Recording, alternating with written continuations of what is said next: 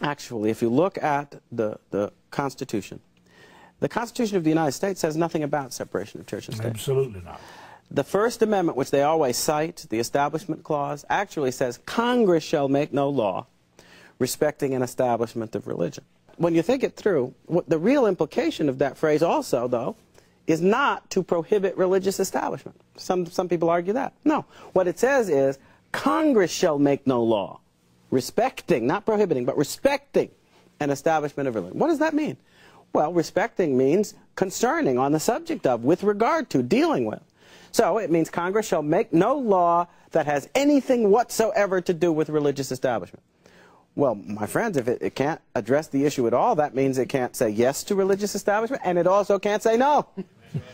It can't interfere with anything that's done on this subject. So you'll ask me, okay, Alan, who can address it? Well, the Constitution's also clear about this. In the 10th Amendment, it says that any power that's not given to the United States government by the Constitution or explicitly prohibited by the U.S. Constitution to the states is reserved to the states respectively and to the people.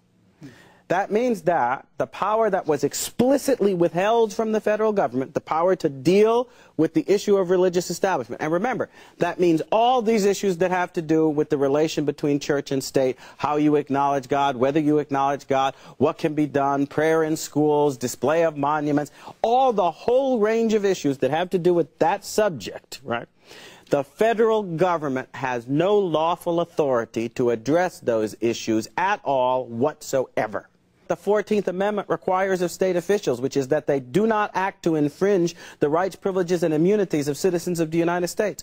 Well, one of those privileges and immunities was the right to be free of dictation by the federal government when it comes to matters of religious conscience at the state level. That's the business of the state governments and the people of the states. It is not at all the business of the federal government. And when the federal judges get involved in it, do you know what they're doing? They are acting unconstitutionally and unlawfully. They are violating the supreme law of the land, and it is they who are doing something wrong, not Chief Justice Moore. He was actually doing what the law of this land requires him to do, defend and stand on the right of his state and his people to deal with the issue of church and state and how you acknowledge God, to deal with that issue free of federal domination.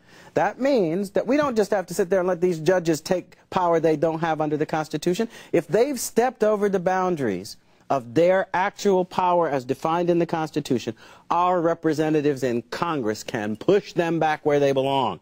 With a simple majority vote in the Congress, they can remove from the jurisdiction of the federal courts all those matters that have to do with these issues of church and state, and which by the power of the First Amendment, the federal government has been forbidden to address. And what we need to do is we need to rise up and demand that our representatives take this step. Demand that they defend the right of the states and the people of the states to make these decisions free from federal interference by imposing this restriction on the federal courts. And by the way, if you impose that restriction, you're not taking anything from them. Because to say that you're taking away their jurisdiction, no, that's not what's being done. They never had that jurisdiction in the first place. What you're doing is you're putting them back where they belong. It's like you have found a stolen good in a thief's house and you're returning it to the proper owner.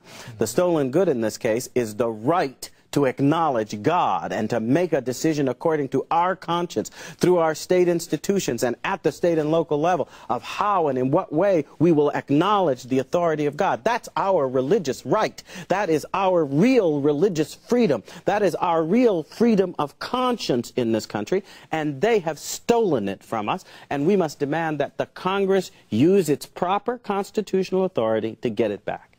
If you appreciate this, I do, with all my heart.